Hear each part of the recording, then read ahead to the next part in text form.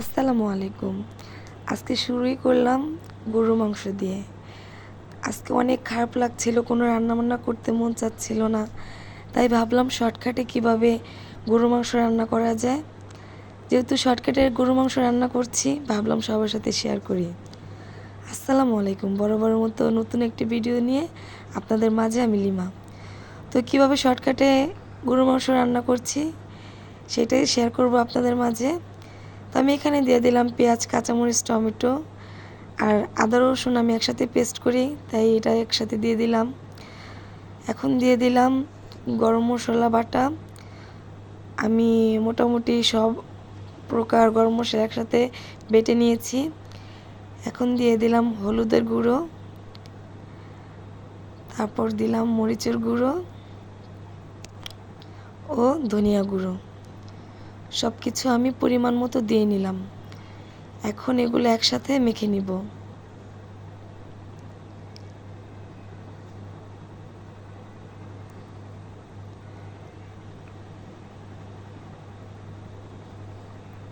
এই তো আমার মাখা হয়ে গিয়েছে,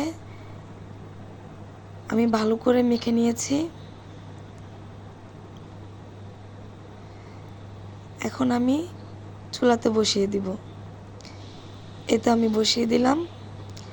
আমি এটাতে এক্সট্রা কোনো পানি অ্যাড করিনি। এটা ভালো মতো কষে এলে এভাবেই পানি উঠে যাবে। দিয়ে দিলাম এখন পরিমাণ মতো লবণ।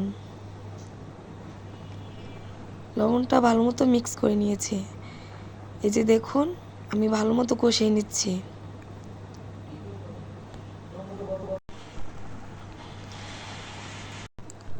আমি যেহেতু কোনো পানি অ্যাড করিনি, দেখুন পানি অ্যাড করার ছাড়ে কত পানি উঠে এসেছে।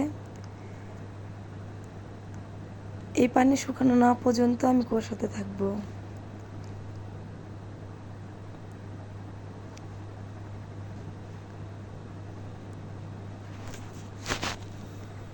দেখুন পানি মোটামুটি শুকিয়ে এসেছে।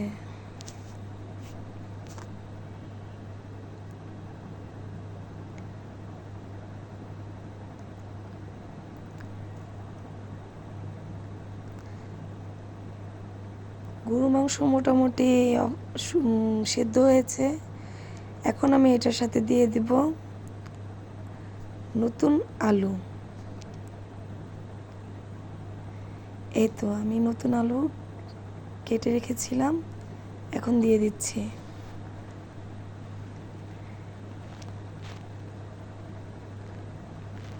নতুন আলু দিয়ে গরুর মাংস রান্না করে খেলে খুবই ভালো লাগে।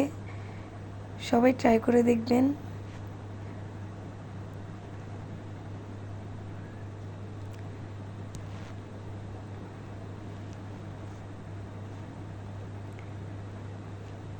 এই তো কষানো হয়ে গিয়েছে। এখন আমি দিয়ে দিলাম পরিমাণ মতো গরম পানি।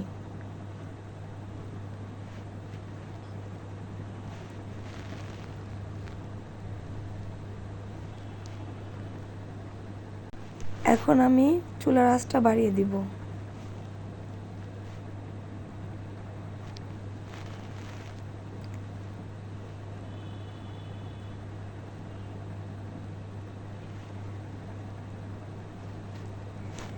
এই তো আমার গরু মাংস প্রায় হয়ে গিয়েছে। দেখলেন তো কত তাড়াতাড়ি করে আমি গরু মাংসটা রান্না করলাম।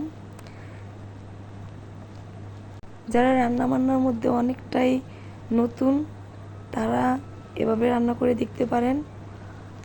অতি কম সময়ে এই রান্নাটা করা যায়।